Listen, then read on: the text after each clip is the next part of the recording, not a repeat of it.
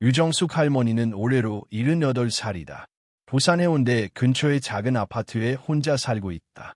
남편은 10년 전 세상을 떠났고 두 아들은 서울에서 바쁘게 살고 있어 자주 오지 못한다. 하지만 할머니는 외롭다고 느끼지 않았다. 매일 아침 해가 떠오르기 전에 일어나 따뜻한 차를 마시고 단정히 옷을 챙겨 입은 후 집 근처 해변 산책로를 걸었다. 매일 1시간씩 30년 넘게 빠짐없이 지켜온 일상이었다. 걷는 게 건강의 비결이야. 의사도 그랬어. 매일 걷기만 하면 오래 살 수 있다고 했지. 이웃들도 유 할머니를 부러워했다. 허리도 곧고 얼굴빛도 좋고 늘 단정했다. 가끔 같은 아파트의 다른 할머니들이 정숙 씨는 도대체 뭐 드세요? 피부가 아주 좋으시네요 라고 물어보곤 했다. 유 할머니는 그럴 때마다 웃으며 대답했다. 걷는 거지 뭐, 하루도 안 빠져. 하지만 그날 아침 모든 것이 달라졌다. 그날은 비가 온 다음 날이었다. 바닥이 축축했고 욕실 바닥에는 잘 안 보이는 나른 물기가 남아 있었다. 아침 산책을 다녀온 후 할머니는 샤워를 하려고 욕실로 들어갔다. 그리고 그 순간 아무런 예고 없이 미끄러졌다. 악! 하는 외마디 소리와 함께 할머니의 몸이 바닥에 세게 부딪혔다. 움직일 수가 없었다. 엉덩이 쪽이 너무 아팠다. 휴대폰은 거실에 있었고 한참을 소리친 끝에 옆집에 사는 김 여사가 문을 두드렸다.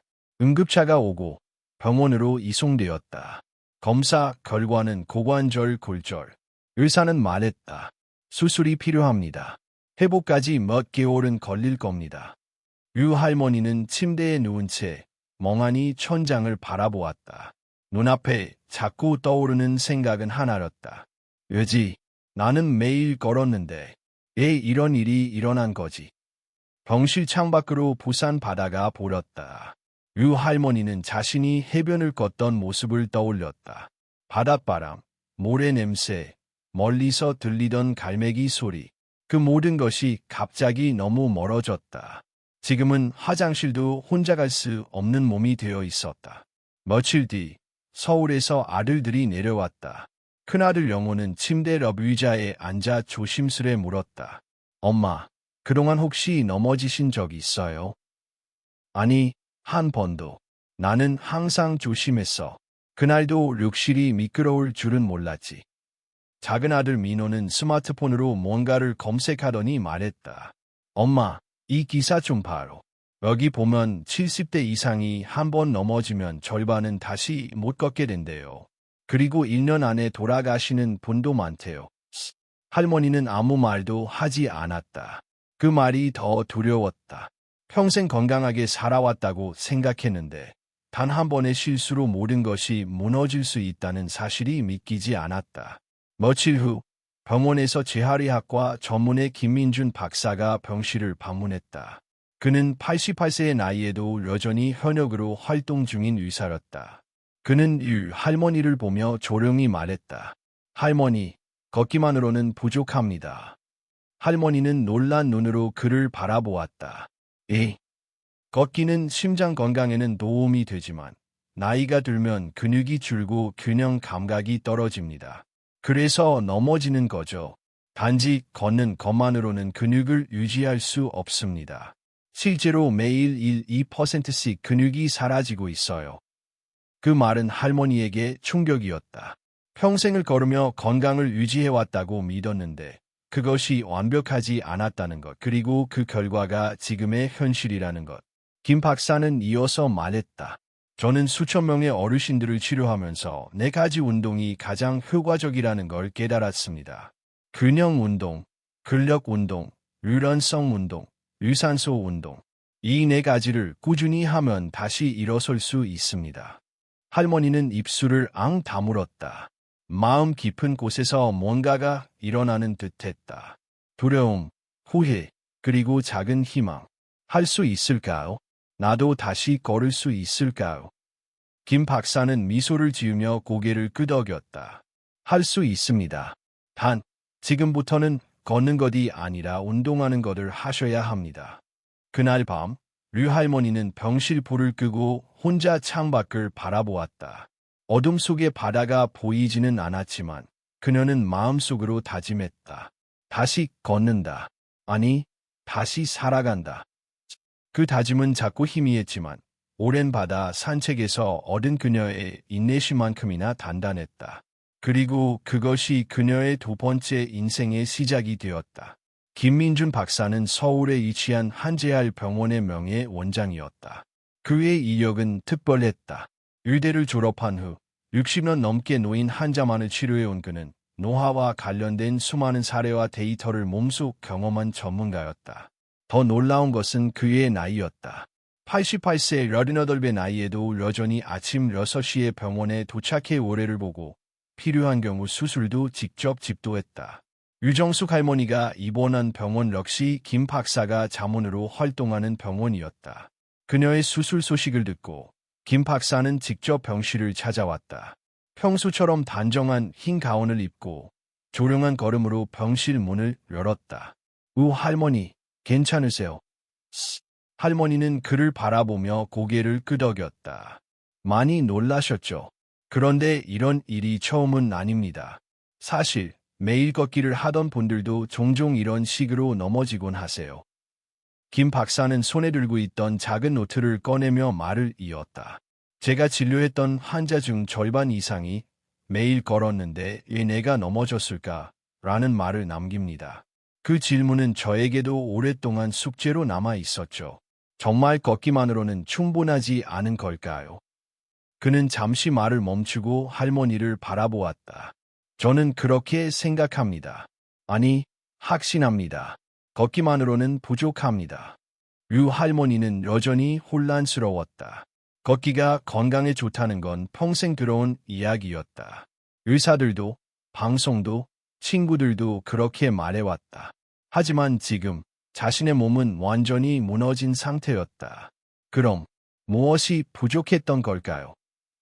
김 박사는 노트를 펴고 한 장의 그래프를 보여주었다. 그래프에는 연령대별 근육량의 변화가 나와 있었다. 30대 이후로 점점 줄어들고 60대를 지나면서는 눈에 띄게 감소했다. 이건 제가 10년 넘게 추적한 데이터입니다. 사람은 나이가 들수록 자연스럽게 근육을 잃습니다. 특별히 병이 없어도요. 60세 이후에는 매년 평균 1~2%씩 근육이 사라집니다. 이걸 의학적으로 근감소증이라고 합니다. 그는 이어서 설명했다. 근육이 줄면 어떤 일이 생길까요? 먼저 몸을 지탱하는 힘이 약해집니다. 허벅지 근육이 약해지면 계단을 오르기도 힘들고 의자에서 일어나는 것도 어려워집니다. 팔 힘이 떨어지면 단순한 동작도 불편해지고 균형 감각이 무너지면 넘어지기 쉽습니다. 그의 말은 단순한 의학 설명이 아니었다. 그는 매일 환자들과 마주하며 그 결과를 눈으로 확인해왔다. 넘어짐은 그저 작은 사고가 아닙니다. 70세 이상의 환자 중 넘어져서 고관절 골절을 입은 분들은 절반 이상이 다시 혼자 걷지 못합니다. 그리고 그중 약 30%는 1년 내에 세상을 떠납니다. 이것은 통계이지만 동시에 현실입니다. 할머니는 김 박사의 말을 들으며 깊은 생각에 잠겼다. 지금 자신의 상황이 바로 그 현실이었다. 병실의 침대에 누운 자신이 바로 그 숫자 속의 한 명이었다. 그렇다면 어떻게 해야 하나? 김 박사는 다시 노트를 넘겼다. 이번에는 4개의 원이 연결된 다이어그램이 있었다. 원에는 각각 균형, 근력, 유연성, 유산소라는 단어가 적혀 있었다. 이 4가지. 이것이 노년기의 진짜 운동입니다. 저는 노인의 4대 운동이라고 부릅니다. 이 4가지를 함께 해야만 넘어짐을 줄이고 기억력을 유지하고 독립적인 삶을 지속할 수 있습니다. 그는 실제 사례를 들어 설명했다. 제가 진료한 박순애 할머니는 84세였습니다. 처음 병원에 오셨을 때는 지팡이 없이는 한 걸음도 움직이지 못했어요. 하지만 6개월 동안 이 4가지 운동을 꾸준히 하신 결과 지팡이 없이도 동네 시장을 다니실 수 있게 되었습니다. 심지어 혼자 버스를 타고 친구들을 만나러 다니시기도 했습니다. 할머니는 놀란 표정을 지었다. 그게 가능하다고요? 가능합니다. 하지만 한 가지 조건이 있습니다. 바로 꾸준함입니다. 무리하지 않고 천천히 그리고 매일 마치 아침에 일어나서 이를 닦는 것처럼 운동도 일상의 일부가 되어야 합니다. 김 박사는 자리에서 일어나며 마지막으로 말했다. 걷는 것은 시작일 뿐입니다. 하지만 다시 일어서기 위해서는 그 이상의 노력이 필요합니다. 할머니께서 다시 걷고 다시 바닷가를 거닐기 원하신다면 이제는 걷는 것만으로는 안 됩니다. 운동을 해야 합니다. 그는 병실 문을 열며 조용히 인사했다. 내일부터 시작해 봅시다. 아주 천천히 그리고 함께. 유 할머니는 혼잣말처럼 중얼거렸다. 나이 들었다고 해서 끝나는 게 아니구나. 창밖의 햇살이 창문을 통해 병실 안으로 비춰들고 있었다. 그 따스함은 마치 작은 희망처럼 느껴졌다. 어쩌면 진짜 인생은 지금부터 시작일지도 몰랐다. 병원에서의 며칠은 유정숙 할머니에게 많은 생각을 하게 만들었다. 김민준 박사의 말이 계속 머릿속을 맴돌았다. 걷기만으로는 부족합니다. 할머니는 자신만의 생활 방식에 자부심을 갖고 있었지만 그날 이후로 그 신념이 흔들리기 시작했다.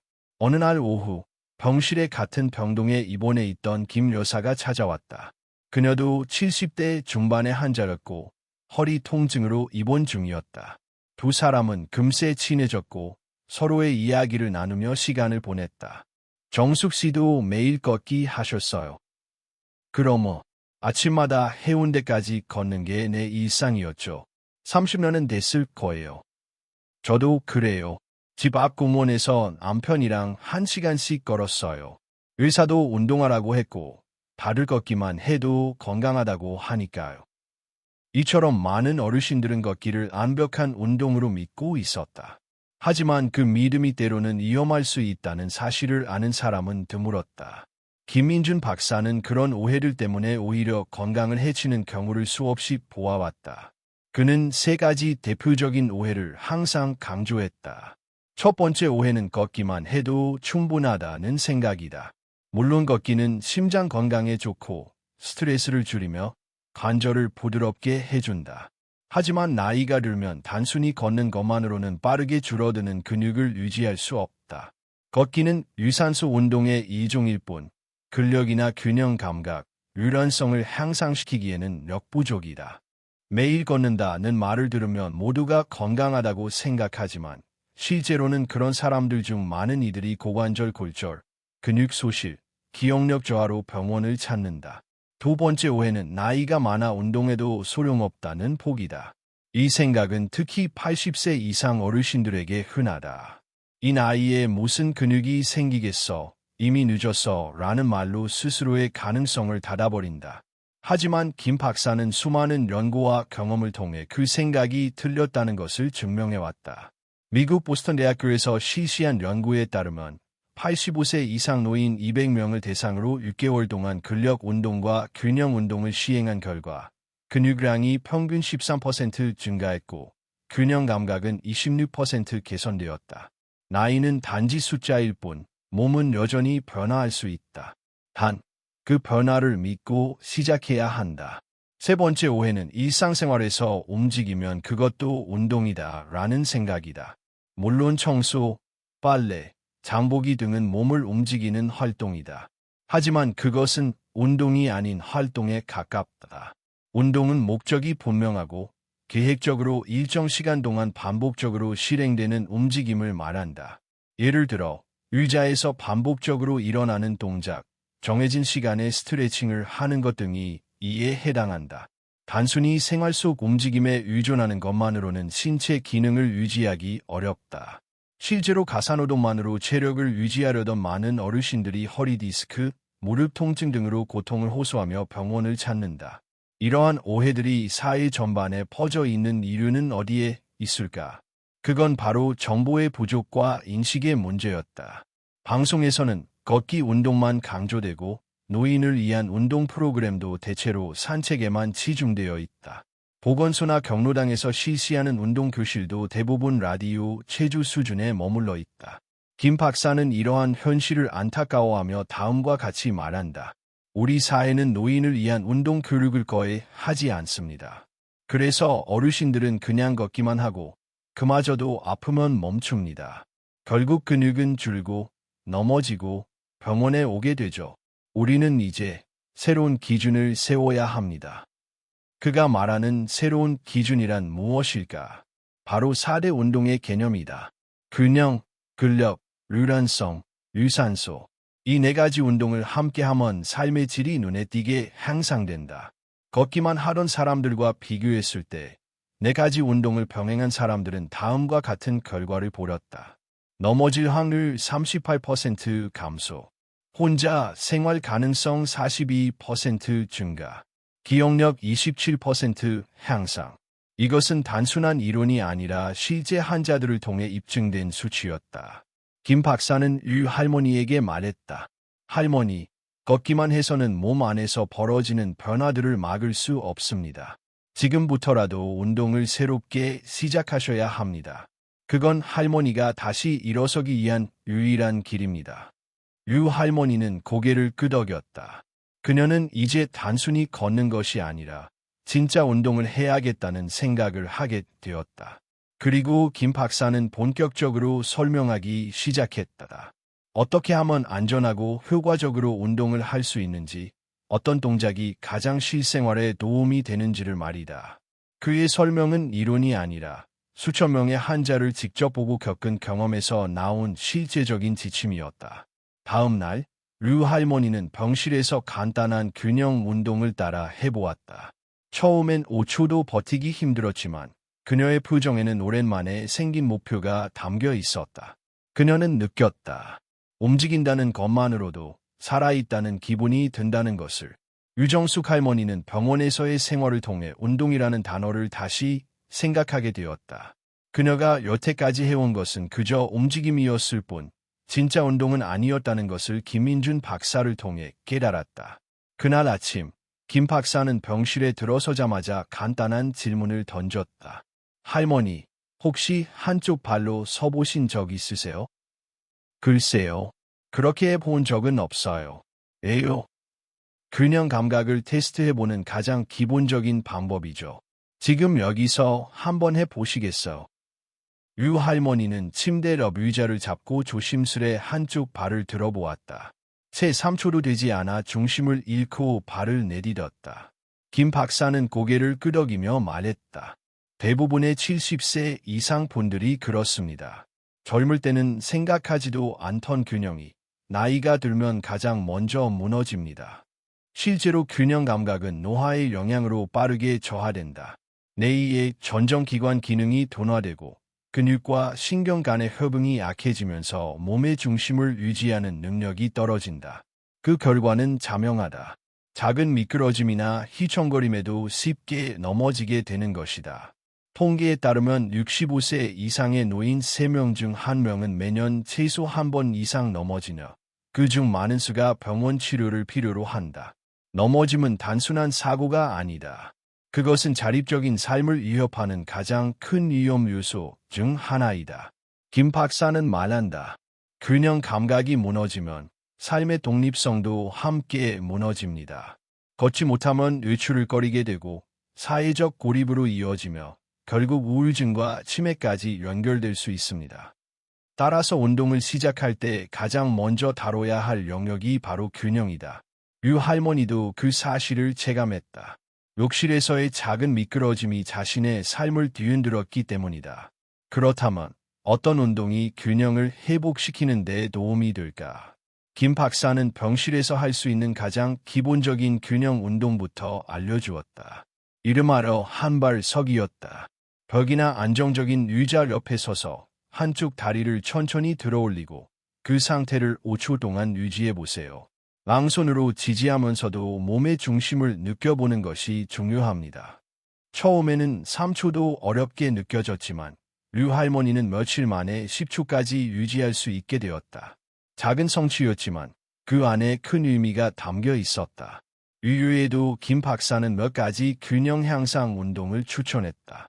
첫째, 눈 뜨고 한 발 서기, 눈 감고 한 발 서기로 단계 확장하기. 눈을 감으면 시각 정보 없이 균형을 유지해야 하므로 몸의 감각을 더욱 세밀하게 사용할 수 있게 된다. 둘째, 팔을 양옆으로 벌리고 제자리에서 한 바퀴 천천히 돌기. 이 동작은 전정기관을 자극해 어지럼증을 줄이는 데 도움을 준다. 셋째, 좁은 선 위를 걷는 연습. 집에 있는 카페트의 테두리나 마스킹 테이프를 바닥에 붙여 선을 만들고 그 위를 천천히 걸어보는 연습이다. 발끝과 발 뒤꿈치를 맞대며 걷는 것이 핵심이다. 김 박사는 강조한다. 이 운동들은 집에서 간단히 할 수 있지만 반드시 안전이 보장된 환경에서 해야 합니다. 처음에는 옆에 누군가 있거나 지지할 수 있는 벽이나 의자가 꼭 필요합니다. 그는 또한 균형 운동의 타이밍에 대해서도 조언했다. 식사 직후는 피하고 몸이 따뜻해진 상태에서 시작하세요. 아침에는 간단한 스트레칭 후, 저녁에는 가벼운 산책 후에 시행하는 것이 좋습니다. 유 할머니는 점점 자신감을 얻었다. 처음에는 단 5초도 어려웠지만 이제는 벽을 잡지 않고도 10초 이상 한 발로 설 수 있었다. 김 박사는 그런 모습을 보며 말했다. 균형이란 단지 넘어지지 않는 기술이 아닙니다. 그것은 스스로를 지탱하고 삶을 지켜내는 힘입니다. 그리고 그 말은 할머니에게 깊은 울림을 주었다. 그녀는 비로소 운동이 단순히 몸을 움직이는 행위가 아니라 삶의 존엄을 지키는 수단임을 이해하게 되었다. 며칠 뒤 병원 복도에서 유 할머니는 한 손으로 벽을 잡고 천천히 균형 운동을 하며 스스로를 격려했다. 나는 다시 걷는다. 아니, 나는 다시 중심을 잡는다. 그 순간 그녀의 얼굴엔 작지만 분명한 미소가 피어올랐다.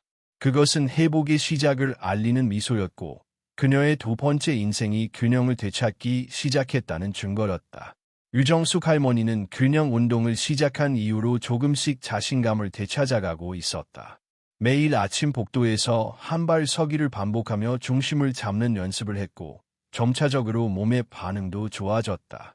그러나 김민준 박사는 다음 단계를 준비하고 있었다. 할머니, 이제는 몸의 기둥을 세울 차례입니다. 기둥이요? 네, 바로 근육입니다. 특히 하체의 근육은 노년기의 삶을 지탱하는 가장 중요한 기둥이죠. 김 박사의 설명은 분명했다. 균형이 넘어짐을 막는 방패라면 근육은 그 균형을 실현하는 창이었다. 근육이 약하면 앉았다 일어나기도 힘들고 계단을 오르내리거나 잠깐 서 있는 일조차도 어려워진다. 나이가 들수록 몸의 중심은 자연스럽게 약해지는데 이를 보완할 수 있는 유일한 방법이 바로 근력 강화였다. 김 박사는 유 할머니에게 물었다. 요즘 의자에서 일어날 때 다리에 힘이 부족하다고 느끼신 적 있나요? 할머니는 고개를 천천히 끄덕였다. 예전엔 아무렇지 않았는데 요즘은 손잡이를 꼭 잡아야 일어날 수 있어요. 가끔은 무릎이 덜덜 떨리기도 하고 그게 바로 근력이 줄었다는 신호입니다. 우리가 자주 사용하는 허벅지와 엉덩이 근육이 약해졌다는 뜻이죠. 김 박사는 할머니에게 가장 기본적인 근력 운동부터 소개했다. 바로 의자에서 일어났다 앉기 운동이었다. 이 운동은 간단하지만 효과는 매우 큽니다. 의자에서 팔을 사용하지 않고 다리 힘만으로 일어나는 연습을 해보세요. 처음엔 하루 5번부터 시작해서 점점 횟수를 늘려가는 게 좋습니다. 처음 유 할머니는 무릎이 떨려 3번 이상 하기 어려웠지만 김 박사의 격려와 함께 천천히 반복해 나갔다. 몇 주가 지나자 10번도 가능한 날이 생겼고 그때마다 할머니는 자신의 몸이 다시 살아나는 듯한 기분을 느꼈다. 의자 운동 외에도 김 박사는 다양한 근력 운동을 추천했다. 첫째, 페트병 들기 운동. 작은 물병을 양손에 들고 팔을 구부렸다 펴는 동작을 반복하는 방식이다. 이 운동은 팔과 어깨 근육을 강화하는 데 효과적이며 어르신들이 쉽게 접근할 수 있다. 처음에는 500ml 물병으로 시작하세요. 점차 무게를 늘리되 절대 무리하지 마시고 팔꿈치와 손목에 무리가 가지 않도록 주의하세요. 둘째, 발 뒤꿈치 들기 운동. 의자나 벽을 잡고 천천히 발 뒤꿈치를 들었다 내리는 동작이다. 종아리 근육과 발목 주변을 강화해 보행의 안정성을 높여준다. 셋째, 계단 오르기. 실내나 외부의 낮은 계단을 이용해 한 발씩 오르내리는 연습을 반복하는 것이다. 단, 균형을 잃을 수 있으므로 반드시 손잡이를 잡고 해야 하며 무릎 통증이 심한 경우에는 피해야 한다. 김 박사는 말했다. 근력은 단기간에 생기지 않습니다. 하지만 꾸준히 하면 반드시 변화가 옵니다. 가장 중요한 건 지속성입니다. 하루하루 조금씩 늘려가야 합니다. 그는 또한 근력 운동의 주의사항도 상세히 설명했다. 운동 중에 날카로운 통증이 느껴지면 즉시 멈추세요. 그리고 하루 걸러 하루, 휴식도 중요합니다. 같은 근육을 매일 쓰면 회복할 시간이 없어 오히려 역효과가 납니다. 유 할머니는 근력 운동을 하면서 몸뿐만 아니라 마음도 달라지는 것을 느꼈다. 이전에는 혼자 침대에서 일어나는 것도 힘겨웠는데 이제는 의자에서 혼자 일어나는 일이 가능해졌고 손주가 오면 간식을 직접 꺼내줄 수 있을 만큼 팔에도 힘이 생겼다. 그녀는 어느 날 병실에서 함께 재활치료를 받는 다른 환자에게 이렇게 말했다. 운동이라는 게 꼭 젊은 사람들만 하는 줄 알았는데요. 이렇게 제 나이에도 변화가 있다는 게 신기해요. 하루 10분이라도 하니까 몸이 다르게 반응해요. 그 말에 옆에 있던 박 의사도 고개를 끄덕이며 대답했다. 예전엔 내가 지팡이 없이 못 걷는 줄 알았거든요. 근데 요즘은 지팡이 없이도 병실 복도를 돌아다녀요. 힘이 생기니까 자신감도 생기더라고요. 근력 운동은 단지 근육을 키우는데 그치지 않는다. 그것은 노년기의 삶을 다시 자립적으로 만들고 자신감과 자존감을 회복하게 한다. 스스로를 돌볼 수 있다는 감각은 단순한 신체 능력을 넘어서 삶의 질 전체를 높인다. 김 박사는 마지막으로 말했다. 근육은 우리 몸의 마지막 방어선입니다. 뼈를 지탱하고 장기를 보호하고 움직임의 원천이 되죠. 나이가 많다고 해서 근육을 포기해서는 안 됩니다. 오히려 나이가 들수록 더 의식적으로 근육을 지켜야 합니다. 유 할머니는 그날 병원 침대 옆 의자에 앉아 조용히 일어났다. 그리고 다시 앉았다. 다시 일어났다. 그녀는 알고 있었다. 이 단순한 동작이 자신을 다시 일으켜 세울 것이라는 걸. 근력 운동을 시작한 이후 유정숙 할머니의 일상은 조금씩 활기를 되찾고 있었다. 의자에서 일어나는 동작이 가벼워졌고 병원 복도를 지날 때도 예전보다 몸이 덜 흔들렸다. 그러나 여전히 한 가지 불편한 점이 있었다. 아침에 일어나거나 오랜 시간 같은 자세로 있다가 움직일 때 허리와 어깨가 뻣뻣하고 아팠다. 김 박사님, 요즘은 다리에 힘이 생긴 것 같은데 어깨랑 목이 자꾸 뻐근해요. 뭘 잘못한 걸까요? 잘못하신 건 아니에요, 할머니. 이건 아주 자연스러운 반응입니다. 지금부터는 유연성을 길러야 할 때입니다. 김민준 박사는 웃으며 노트를 꺼내 유연성 운동의 중요성에 대해 설명하기 시작했다. 근육이 아무리 강해도 그 근육이 자유롭게 움직이지 못하면 소용이 없습니다. 마치 잘 만든 고무줄이라도 굳어 있으면 더 이상 늘어나지 않는 것처럼요. 그는 덧붙였다. 유연성은 관절의 가동 범위를 넓히고 움직임을 부드럽게 해줍니다. 그리고 무엇보다도 통증을 줄이고 부상의 위험을 낮춰줍니다.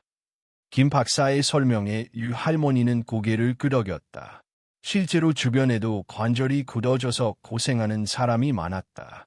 특히 무릎과 허리, 어깨 통증을 호소하는 친구들이 많았고 그중 몇몇은 병원에서도 해결책을 찾지 못한 채 고통을 참고 있었다. 운동만으로 그게 좋아질 수 있을까요? 물론입니다. 단, 규칙적이고 올바른 방식으로 해야 하죠. 그리고 무엇보다 무리하지 않아야 합니다. 그날부터 김 박사는 유 할머니에게 간단한 유연성 운동을 하나씩 알려주기 시작했다. 첫 번째는 목 돌리기였다. 의자에 앉아 고개를 천천히 오른쪽으로 돌리고 다시 왼쪽으로 돌리는 동작을 반복했다.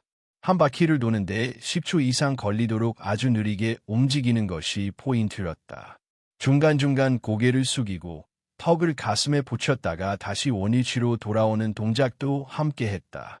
목에 디스크가 있으신 분들은 뒤로 젖히는 동작은 피하셔야 해요. 항상 천천히 통증이 느껴지기 전에 멈추는 게 중요합니다. 두 번째는 어깨 돌리기였다. 양팔을 편안히 늘어뜨린 채 어깨를 천천히 앞으로 10번, 뒤로 10번 돌렸다. 작은 원부터 시작해 점차 원을 키워나갔다. 이 동작은 굳은 어깨를 부드럽게 풀어주고 혈액순환을 돕습니다. 특히 오래 앉아 계신 분들에게 꼭 필요한 운동이에요. 세 번째는 팔 벌리기와 들기였다.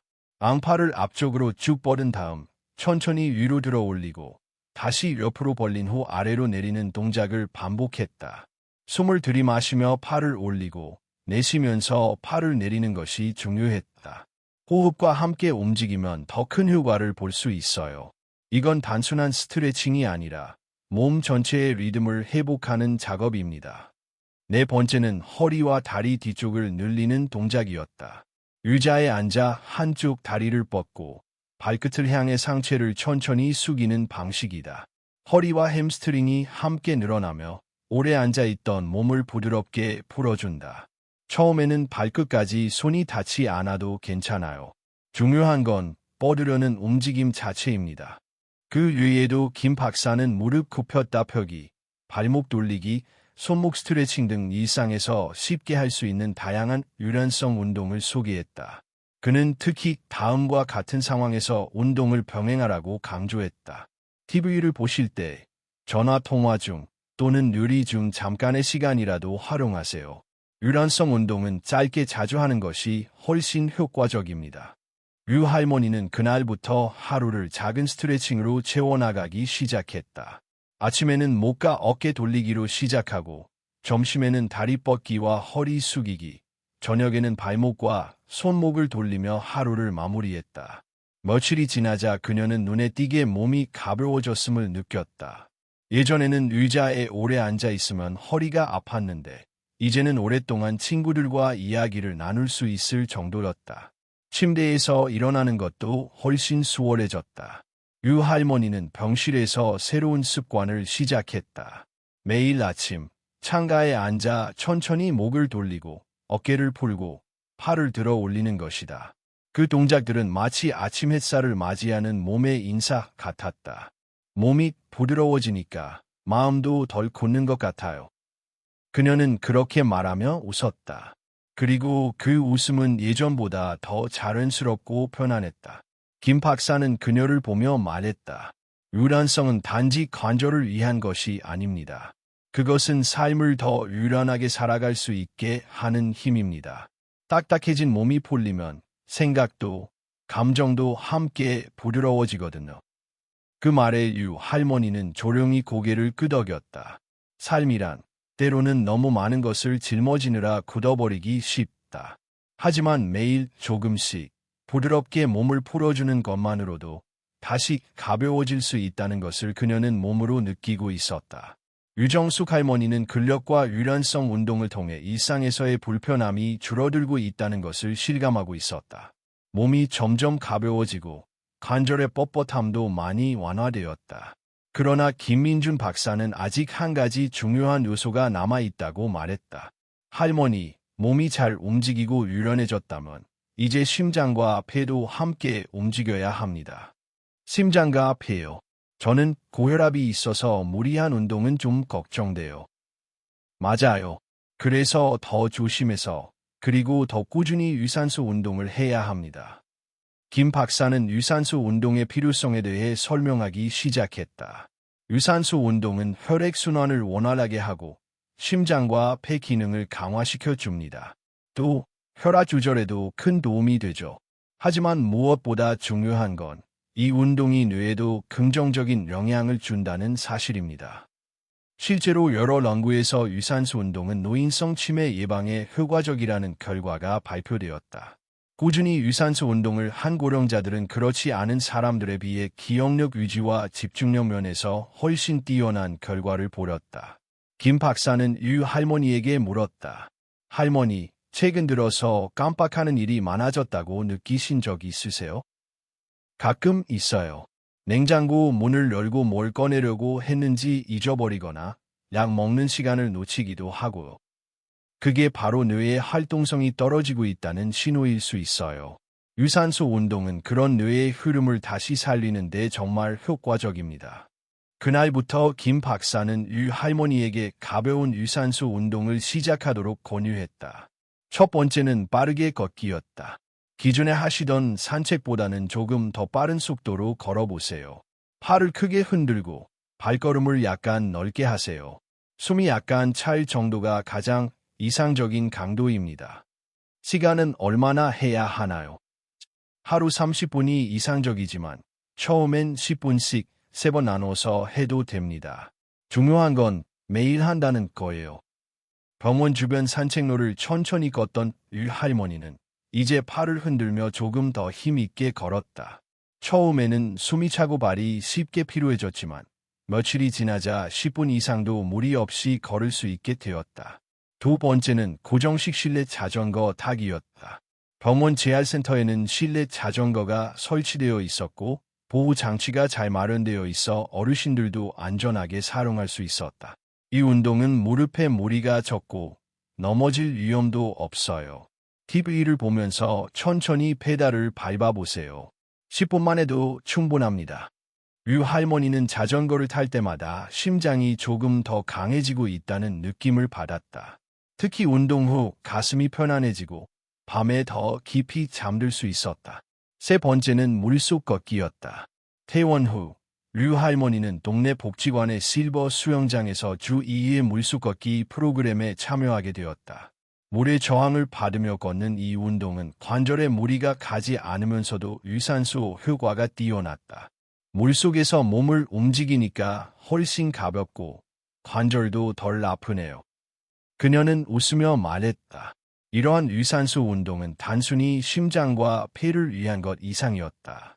그것은 전신을 깨우고 뇌를 활성화시키며 정서적 안정감까지 제공하는 전방위적인 회복의 도구였다. 김 박사는 유 할머니에게 다음과 같이 당부했다. 운동은 너무 무리하지 말고 자신의 호흡과 컨디션에 맞춰야 합니다. 대화가 가능한 정도의 숨참기 수준이면 가장 적절해요. 또한 유산소 운동의 주의사항도 덧붙였다. 식사 직후는 피하시고 너무 덥거나 추운 날에는 실내에서 하세요. 걷기 전후에는 반드시 물을 충분히 마시고 몸 상태를 항상 체크하세요. 유 할머니는 유산소 운동을 통해 체력뿐 아니라 일상의 리듬을 되찾고 있었다. 아침엔 빠르게 걷고 오후엔 실내 자전거를 타고 주말엔 수영장을 찾는 루틴이 생긴 것이다. 그녀는 어느 날 병원 복도를 걸으며 중얼거렸다. 이젠 걸을 수 있어서 감사한 게 아니라 어떻게 걷는지가 더 중요해졌어요. 김 박사는 그녀의 말에 고개를 끄덕이며 덧붙였다. 유산소 운동은 지금보다 더 나은 내일을 만드는 가장 쉬운 방법입니다. 천천히, 꾸준히. 그게 비결이에요. 운동을 마치고 돌아온 날 저녁, 유 할머니는 창가에 앉아 바람을 맞으며 옛날 일기장을 꺼냈다. 몇 년 동안 쓰지 않았던 그 일기장에 이렇게 적었다. 오늘 다시 숨을 쉬는 법을 배웠다. 깊이, 그리고 리듬 있게. 그녀의 숨결처럼 삶도 조금씩 단단한 박동을 되찾고 있었다. 운동을 통해 삶의 리듬을 되찾아가고 있던 유정숙 할머니. 몸이 점점 가벼워지고 자신감도 커져가는 시기였다. 하지만 어느 날 병원 복도에서 들은 한 소식은 그녀를 잠시 멈춰 서게 만들었다. 방남기 어르신, 허리 다쳤대요. TV 보면서 운동 따라 하다가 갑자기 넘어졌대요. 방남기 할아버지는 같은 병동에 입원해 있던 79세의 환자였다. 몸이 비교적 건강했고 늘 텔레비전에서 방영되는 실버 체조 프로그램을 따라 하곤 했다. 하지만 그날은 평소보다 격한 동작을 시도하다가 갑자기 허리를 삐끗해 바닥에 쓰러졌고 결국 응급실에 실려갔다. 그 소식을 들은 유 할머니는 불안함을 감추지 못했다. 그녀도 요즘 운동을 늘려가고 있었기 때문이다. 김민준 박사에게 조심스레 물었다. 저도 요즘 운동을 좀 더 열심히 하고 있는데요. 혹시 무리하고 있는 건 아닐까요? 김 박사는 고개를 끄덕이며 차분히 대답했다. 그런 걱정을 하시는 건 오히려 좋은 징조입니다. 운동은 악과 같아서 잘하면 건강을 지키는 힘이 되지만 잘못하면 오히려 해가 될 수 있죠. 그는 박남기 씨의 사례를 예로 들며 잘못된 운동의 위험성을 설명하기 시작했다. 박 어르신은 오랫동안 운동을 쉬었다가 갑자기 젊은 시절 하던 동작을 그대로 따라 하셨습니다. 몸에 준비 없이 강도 높은 운동을 하면 관절이나 척추에 무리가 가고 특히 균형 감각이 떨어진 상태에서는 큰 부상으로 이어질 수 있습니다. 실제로 노인들에게 흔한 운동 실수에는 몇 가지 공통점이 있었다. 첫째, 갑자기 운동을 시작하는 경우. 운동을 하겠다고 마음먹은 날, 과거처럼 한 번에 30분 이상 걷거나 무릎 굽히기, 팔 벌려뛰기 같은 동작을 반복하면 몸은 충격을 받는다. 특히 오랫동안 운동을 하지 않았던 사람일수록 준비 운동 없이 시작하는 것은 가장 위험한 실수 중 하나였다. 둘째, 잘못된 자세로 운동하는 경우. 의자에서 일어났다 앉기 운동을 할 때 무릎이 앞으로 쏠리면 관절에 무리가 가고 팔 운동 시 수목을 꺾은 상태로 물건을 들면 쉽게 염자가 발생한다. 운동은 정확한 자세가 생명이며 어설픈 모방은 오히려 독이 된다. 셋째, 운동 중 호흡을 참는 경우. 집중하려다 무의식 중에 숨을 참는 경우가 많다. 하지만 호흡을 멈추면 혈압이 급격히 올라가고 어지러움이나 실신의 위험이 따른다. 특히 고혈압 환자에게는 치명적일 수 있다. 넷째, 무리하게 매일 반복하는 경우. 운동은 매일 해야 효과가 있다는 잘못된 생각으로 매일 같은 근육 부위를 반복적으로 사용하면 회복이 부족해 오히려 통증과 염증이 생긴다. 근력 운동의 경우 하루 건너 하루 시행하는 것이 좋다. 다섯째, 부적절한 환경에서 운동하는 경우. 미끄러운 바닥, 좁은 공간, 날카로운 모서리가 있는 장소 등은 균형을 잃을 경우 심각한 부상을 유발할 수 있다. 특히 한발석이나 눈 감고 균형 운동을 할 때는 반드시 안정된 장소에서 해야 한다. 김 박사는 유 할머니에게 다음과 같은 운동의 황금 원칙을 알려주었다. 1. 천천히 시작하라. 처음에는 5분도 괜찮다. 몸이 익숙해질 때까지 서두르지 않는다. 2. 단계적으로 늘려라. 처음부터 30분을 목표로 하지 말고 5분, 10분, 15분씩으로 늘려간다. 3. 통증이 있으면 즉시 멈춘다. 약간의 근육 뻐근함은 괜찮지만 날카로운 통증은 위험 신호다. 4. 호흡은 자연스럽게 동작과 함께 들이쉬고 내쉬는 패턴을 유지한다. 5. 운동 전으로 물을 충분히 마신다. 노년기에는 갈증을 잘 느끼지 않아 탈수가 오기 쉽다. 6. 운동 후 휴식을 갖는다. 운동도 회복이 필요하다. 쉬어야 몸이 단단해진다. 이러한 원칙은 단순해 보이지만 많은 사람들에게 무시되곤 했다. 운동을 해야 한다는 강박감에 스스로를 밀어붙이다가 오히려 몸을 망치는 경우가 적지 않았다. 유 할머니는 그날 이후로 자신의 운동 루틴을 다시 점검했다. 혹시라도 자세가 잘못되진 않았는지, 운동 강도가 과하지는 않은지, 충분히 쉬고 있는지를 꼼꼼히 살폈다. 그리고 한 가지를 더했다. 운동 전 스스로에게 이렇게 물어보는 것. 내 몸은 오늘 어떤가요? 그 질문은 단순한 확인이 아니라 자신을 돌보는 마음의 표현이기도 했다.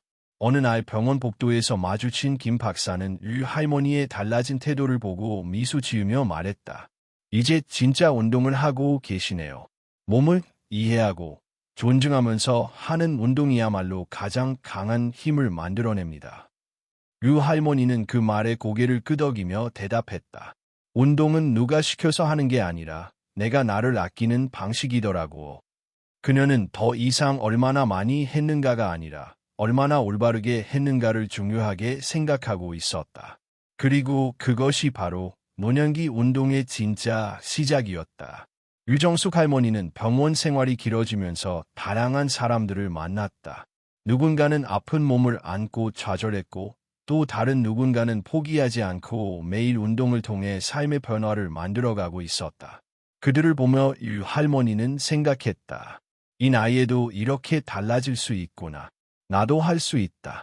그리고 그 믿음은 실제로 많은 사람들에게서 입증되고 있었다. 김민준 박사는 유 할머니에게 자신이 직접 진료했던 환자들의 사례를 들려주었다. 첫 번째 이야기는 벌프 김옥순 할머니 87세 벌프의 이야기였다. 김 할머니는 3년 전 욕실에서 넘어져 고관절 골절 수술을 받았다. 그 이후로 줄곧 지팡이에 의존해야 했고 외출은 거의 불가능했다. 친구들과의 모임에도 나가지 못했고 늘 집 안에서만 생활했다. 딸은 요양병원 입소를 권유했지만 김 할머니는 마지막 희망을 품고 김 박사를 찾았다. 저는 아직 혼자 살고 싶어요. 제발 방법이 없을까요? 그녀는 매일 균형 운동부터 시작했다. 처음에는 5초도 서 있지 못했지만 김 박사의 조언대로 천천히, 꾸준히 하루 10분씩만 집중했다. 그 후 근력 운동, 유연성 운동, 유산소 운동까지 하나씩 늘려갔다. 6개월 후 김옥순 할머니는 지팡이 없이도 동네 슈퍼에 갈 수 있을 정도로 회복되었다. 이젠 친구들도 다시 만나요. 걷는 게 두렵지 않아요. 두 번째 이야기는 벌프 박정호 할아버지 76세 벌프의 사례였다. 박 할아버지는 당뇨병과 고혈압을 10년 넘게 앓고 있었고 매일 5가지 이상의 약을 복용하고 있었다. 체력은 떨어졌고 손주들과 노는 것도 힘들어져 점점 우울해졌다. 운동은 해본 적이 없었고 나이에 대한 두려움 때문에 시도조차 하지 않았다. 하지만 병원에서 열린 운동 교육 강의를 듣고 생각이 바뀌었다. 지금 안 하면 더 늦을 것 같았어요. 그는 하루 10분 걷기부터 시작했다. 그리고 차차 의자 운동, 팔 들기, 발 뒤꿈치 들기 등을 병행했다. 일주일에 2번씩 실버복지관에서 물속 걷기 수업에도 참여했다. 1년 후 그의 혈당 수치는 안정되었고 고혈압 약도 절반으로 줄었다. 무엇보다도 손주들이랑 놀이터에서 놀 수 있는 체력이 생겼다는 게 가장 기뻐요. 세 번째 이야기는 김 박사가 가장 인상 깊게 기억하는 환자, 벌프 이순자 할머니 92세 벌프였다. 이 할머니는 치매 초기 진단을 받았고 자녀들은 요양병원 입소를 고려하고 있었다. 하지만 이 할머니는 포기하지 않았다. 매일 아침 침대 옆에서 목 돌리기, 어깨 풀기, 무릎 굽혔다 펴기를 반복했다. 간단한 유산소 운동도 함께하며 뇌에 자극을 주기 위해 노력했다. 처음에는 이름을 자주 잊고 약속도 자꾸 놓쳤지만 6개월이 지나자 기억력과 일상 기능이 눈에 띄게 회복되었다. 1년 후에는 혼자 장을 보고 식사를 차리고 친구들과 통화도 즐길 수 있게 되었다. 운동이 제 기억을 붙잡아줬어요. 이젠 제가 동네 어르신들에게 운동을 알려주는 강사님이 됐답니다. 이처럼 변화는 특별한 사람만이 누리는 기적이 아니었다. 단지 매일 조금씩 움직이는 작은 실천이 놀라운 변화를 만들어낸 것이다. 김 박사는 말한다. 운동은 기적을 만드는 약이 아닙니다. 그것은 당신이 스스로에게 주는 가장 현실적인 선물입니다. 유정숙 할머니도 점점 변화를 체감하고 있었다. 처음엔 한 발로 5초도 서지 못했지만 지금은 균형 잡기가 익숙해졌고 침대에서 일어나는 것도 훨씬 수월해졌다. 무엇보다 마음이 달라졌다. 이전에는 넘어질까봐, 아플까봐 두려움이 앞섰지만 지금은 할 수 있다는 감정이 생겼다. 그 변화는 눈에 보이지 않지만 삶의 가장 깊은 곳에서부터 시작되는 것이었다. 어느 날 병원 복도에서 박정호 할아버지를 마주쳤다. 두 사람은 자연스럽게 대화를 나눴다. 요즘은 어떤 운동 하세요? 전엔 그냥 걷기만 했는데 요즘은 스트레칭도 같이 해요. 어깨도 훨씬 가벼워졌어요. 저도 혼자서 욕실에 들어갈 수 있게 됐어요. 두 사람의 웃음 속에는 공통된 자부심이 담겨 있었다. 자신을 돌보고 회복하고 다시 일어서고 있다는 자부심. 유 할머니는 문득 창밖을 바라보았다. 멀리서 바닷소리가 들리는 듯했다. 그곳은 자신이 매일 걷던 해운대였다. 그녀는 조용히 중얼거렸다. 곧 다시 갈 수 있겠지. 이번엔 더 건강한 걸음으로. 그녀는 알았다. 변화는 먼 미래의 이야기가 아니라 오늘의 작은 선택에서 시작된다는 것을. 유정숙 할머니는 병원 생활을 마무리하고 퇴원을 준비하고 있었다. 처음 병원에 들어왔을 때의 그녀는 욕실에서의 한 번의 낙상으로 인해 걷는 것조차 두려운 상태였지만 지금의 그녀는 스스로 일어나고 걷고 운동까지 할 수 있는 몸과 마음을 갖게 되었다. 그녀의 변화는 하루아침에 일어난 것이 아니었다. 매일 아침 창가에서 목을 돌리고 의자에서 일어났다 앉고 발뒤꿈치를 들고 천천히 복도를 걸으며 쌓아온 시간들이 모여 지금의 자신을 만들었다. 하지만 퇴원 이후가 더 중요했다. 병원이라는 보호된 환경을 떠나 다시 일상으로 돌아갔을 때 그동안 익힌 습관을 어떻게 지켜나갈 수 있을까? 그것이 그녀의 새로운 고민이었다. 김민준 박사는 그녀의 손을 잡고 마지막 조언을 건넸다. 운동은 기술이 아니라 습관입니다. 오늘도 하고 내일도 하고 그렇게 100일이 지나면 몸이 기억하고 그 다음엔 마음이 기억하게 됩니다. 그리고 그는 이 할머니뿐 아니라 모든 어르신들이 실천할 수 있는 운동 지속의 5가지 원칙을 알려주었다. 첫째, 정해진 시간에 운동하라. 사람은 규칙적인 리듬을 따를 때 습관이 된다. 아침에 일어나자마자, 점심 먹고 나서 또는 저녁 뉴스 보기 전 등 특정 시간에 운동을 배치하면 몸이 자연스럽게 그 시간을 기억하게 된다. 예를 들어 아침에는 목과 어깨 스트레칭, 점심에는 가벼운 산책, 저녁에는 발목과 무릎 돌리기. 하루 3번이면 충분합니다. 둘째, 운동 일지를 만들어라. 달력이나 작은 노트를 이용해 그날의 운동 내용을 적고 완료한 날에는 동그라미를 표시한다. 눈에 보이는 기록은 동기부여가 되며 스스로에 대한 성취감을 준다. 유 할머니는 퇴원 후 일기장 한쪽에 오늘의 운동 코너를 만들었다. 거기에는 단순한 동작 몇 개뿐이지만 매일 적고 나면 마음까지 채워지는 기분이 들었다. 셋째, 운동 친구를 만들어라. 혼자 하면 지루하고 포기하기 쉬운 일이지만 함께하면 즐겁고 지속하기 쉽다. 같은 아파트의 이웃, 복지관의 운동 수업, 아니면 영상통화로도 함께할 수 있다. 유 할머니는 아파트 주민들과 함께 주 3회 걷기 모임을 만들었다. 같은 속도로 걷고 서로를 응원하며 이야기 나누는 시간은 운동 이상의 의미를 가졌다. 넷째, 작은 목표부터 시작하라. 하루 30분 일하는 목표는 때로는 부담이 될 수 있다. 하지만 5분 스트레칭부터 시작하면 몸과 마음의 부담이 줄어든다. 중요한 것은 시작하는 것이고 이어가는 것이다. 작은 성공이 쌓이면 점점 더 큰 변화로 이어진다. 유 할머니도 처음에는 하루 5분이 고작이었지만 지금은 하루 30분 이상을 자연스럽게 움직이고 있었다. 다섯째, 자신에게 보상을 주어라. 일주일 동안 꾸준히 운동했다면 좋아하는 간식을 먹거나 예쁜 옷을 입고 사진을 찍는 등의 보상을 통해 스스로를 칭찬하는 것이 필요하다.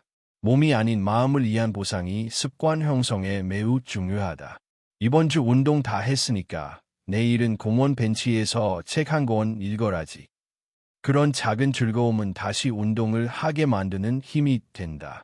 김 박사는 마지막으로 이렇게 말했다. 운동은 나를 위한 약속이에요. 누구에게 보여주기 위한 것도 아니고 누가 시켜서 하는 것도 아니에요.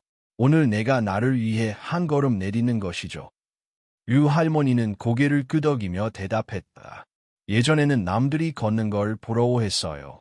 지금은 내가 걷는 모습이 나한테 자랑스러워요. 그녀는 이제 바다를 다시 걷는다. 해운대의 모래 위를 조금은 느리지만 안정된 걸음으로 가슴을 펴고 팔을 흔들며 바람을 온몸으로 느끼며 걷는다. 걷는 동안 그녀는 속으로 되낸다. 이 모든 변화는 그날 병원 침대에서 균형 운동을 시작한 작은 움직임에서 비롯되었지. 이제 그녀는 안다. 노년기의 삶은 체념이 아니라 선택이다. 포기하는 대신 조금만 용기를 내어 몸을 움직이면 다시 삶은 빛을 되찾는다. 마지막으로 그녀는 이렇게 일기에 적었다. 오늘 나는 또 한 번 나를 살렸다. 나를 위해 걷고 나를 위해 일어섰다. 그리고 이 삶을 내 두 다리로 계속 걸어갈 것이다.